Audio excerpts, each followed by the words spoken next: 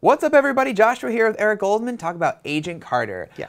It's in its 5th of its 8-week run, and yesterday we got a really interesting episode that really tied into the greater Marvel Cinematic Universe. There's always been a lot of questions of, well, if it takes place in the past, how does this affect what I'm watching now in the movies? Right. So that we got sort of like a big answer, some very interesting material, and sort of the big first thing we saw was Black Widow. Yeah, last week they kind of teased that reveal that Dottie was not what she seemed. She killed the guy. That was a very Black Widow move she pulled. And then right here at IGN, free plug, we got to confirm that it was the Black Widow program. And yeah, I thought it was really well done how they did that.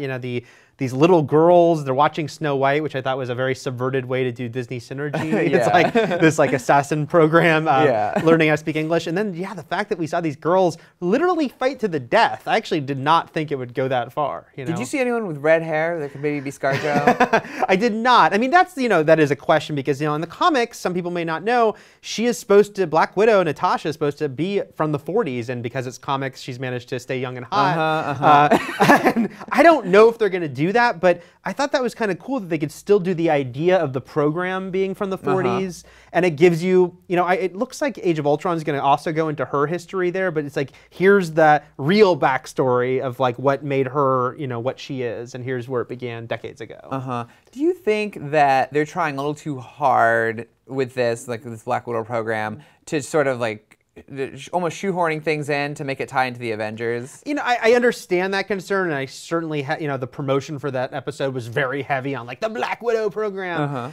I think the show itself, no. I mean, first of all, they never say that in the show, and I think the way they wrote it was kind of cool because it's more like if you know the movies, and obviously everyone saw Avengers, it's like, oh, I kind of get what's going on here. It's not being really overt for Peggy. She doesn't know what's going on. She just sees this little girl kill a bunch of people in front of her.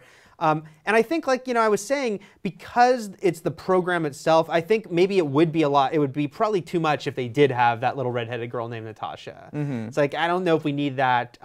But having just the idea of the program is a cool connective tissue. I think it works with the setting of the show, the fact that Russia is a big presence in the show anyway.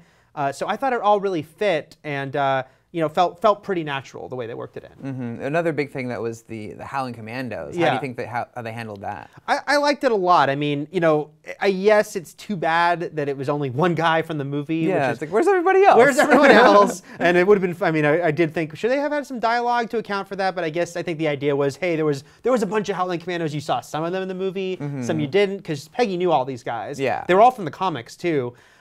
So it's too bad they couldn't have more familiar faces, but Dum Dum Dugan is kind of the best and the guy we like the best. Yeah. Look at that mustache. Look at that mustache. It's a mighty mustache.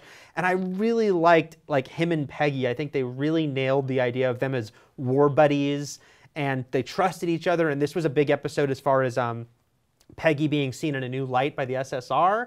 And, the fact that she's going there with these guys who kind of really look down on her, and then they meet up with these guys she used to fight with. They're like, Peggy, yeah, we totally trust you. Here's a gun, go kick some ass. So I really liked how and that's what I really liked was that it furthered Peggy's story. Because, that is the risk when you do these things, is it could feel totally gratuitous. Like, oh, look, you knew this guy from the movie. Isn't it cool he's here? But then nothing happens. Just sort of like a wink with no substance to it. Right, right. But I thought that it actually was a very good way to put Peggy into for the SSR to see her in a very different way, and for us who already saw Captain America, we know she can do this, but it's like, she's okay, legit. She's legit. This is where she can stand up. There was that great part where Dum Dum said something about what would Cap say if I said I left his girl behind, and she's like, he'd say, do what Peggy says. And it's just I thought that was really fun. All that. Very cool, very cool. So, what are your final thoughts on we're at week 5 of 8, of where the show's at now and how it's handling the Marvel stuff, and then 3 more weeks to go. I'm really digging Agent Carter. I think they really kind of nailed this show. They really learned from the mistakes that S.H.I.E.L.D. made early on. The first 3 episodes, okay, look, she is she's connected to Captain America from the get-go. You can't escape that. There are references to that, but I still think they really built their own world, and with her and Jarvis, which we've already talked about how much we love that dynamic, her and the SSR. So they kind of earned, when the last couple episodes started to put more of the Marvel stuff in, it felt like, okay, now we're really invested already, and now you can mix up this Marvel stuff. So I'm really enjoying the show, and with just the 8 weeks, I think they're doing a really good job of just keeping the story moving. I mean, the fact that we met Dottie and she's just like, "Hi, I'm Dottie from Ohio," and then next week she like kills a guy. And like if it had 22 episodes, we might have to wait a lot longer. You know, Very cool. They're just doing it, and I'm really excited to see how it all wraps up. Very cool, very cool. So that's what we think of Agent Carter, and for all things on Agent Carter and Marvel, don't touch that dial. Oh wait. There's no dials. You know, don't touch that keyboard. Don't touch that keyboard or that mouse or anything. Just keep it here on IGN.